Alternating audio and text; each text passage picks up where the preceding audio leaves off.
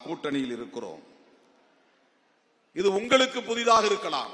கூட்டணியில் இருந்தால் பேசக்கூடாதுன்னு, அது உங்களுடைய பார்வையாக இருக்கலாம். விடுதலை சிறுத்தைகளின் பார்வை அது அல்ல.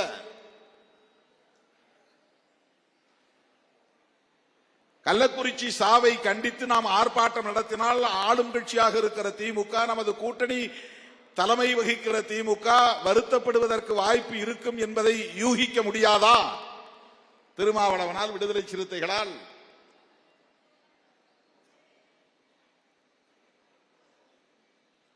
மக்கள் நலனா சிறுத்தைகளின் கட்சியின் நலனா என்றால் மக்கள் நலனே பிரதானமானது.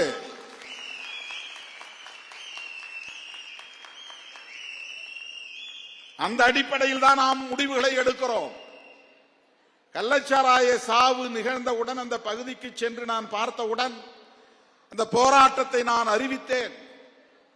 பல்லாயிரக்கணக்கான சிறுத்தைகள் பங்கேற்ற அந்த மாநாட்டில் தான் செப்டம்பர் 17 தந்தை பெரியார் பிறந்த நாளில் மது ஒழிப்பு மகளிர் மாநாடு நடைபெறும் என்று நான் அறிவித்தேன்.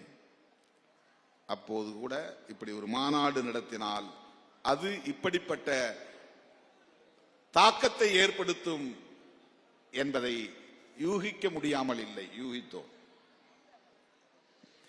இதை நம்முடைய கொள்கை பகைவர்கள் ஒரு சாக்காக பயன்படுத்திக் கொள்வார்கள் என்பதும் நமக்கு தெரியும். இந்த முரணை கூர்மைப்படுத்தி நமக்கும் திராவிட முன்னேற்ற கழகத்திற்கும் இடையிலே ஒரு விரிசலை ஏற்படுத்துவதற்கு முயற்சிப்பார்கள் என்பதும் நமக்கு தெரியும். ஆனால் அதற்காக மாநாட்டை நாம் நடத்தாமல் இருக்க முடியாது. நாடு தழுவிய ஒரு பிரச்சனையாக இதை பேசுபடு பொருளாக மாற்ற வேண்டிய தேவை இருக்கிறது. ஒரு கட்சியின் குரலாக இல்லாமல் ஒட்டுமொத்த மக்களின் குரலாக இது ஓங்கி ஒலிக்க வேண்டும் என்பதற்காகத்தான் மாநாடு. அதைவிட இது மகளிர் குரலாக ஒலிக்க வேண்டும், பெண்களின் குரலாக ஒலிக்க வேண்டும் என்பதுதான் நம்முடைய நோக்கம்.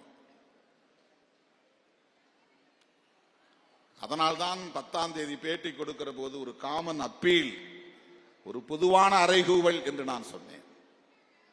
அதை புரிந்து கொள்வதற்கு கொஞ்சம் அரசியல் முதிர்ச்சி தேவை, ஒரு பொலிட்டிக்கல் மெச்சூரிட்டி என்பது தேவை. Common appeal for all.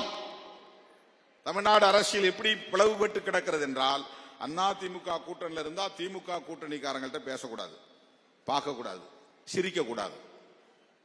அம்மா ஜெயலலிதா இருக்கிற வரையிலும் போட்டோ எடுக்கிறதுக்கே பயப்படுவாங்க. அந்த அம்மா போயஸ் தோட்டத்தில் உட்கார்ந்து இருக்கும், இவன் எங்கேயோ ஒரு ஒன்றிய செயலாளர் திருமண நிகழ்ச்சியில் இருப்பான், இன்னொரு கூட்டணிக்காரன் வந்து பக்கத்தில் நின்னா ஓட்டம் பிடிச்சிருவாங்க. போட்டோ பிடிக்க கூடாது, பார்க்க கூடாது, சிரிக்க கூடாது. அந்த கூட்டணி கட்சிக்காரன் வராயா, ஓடு ஓடு ஓடு ஓடு வண்டி எடுத்துட்டு.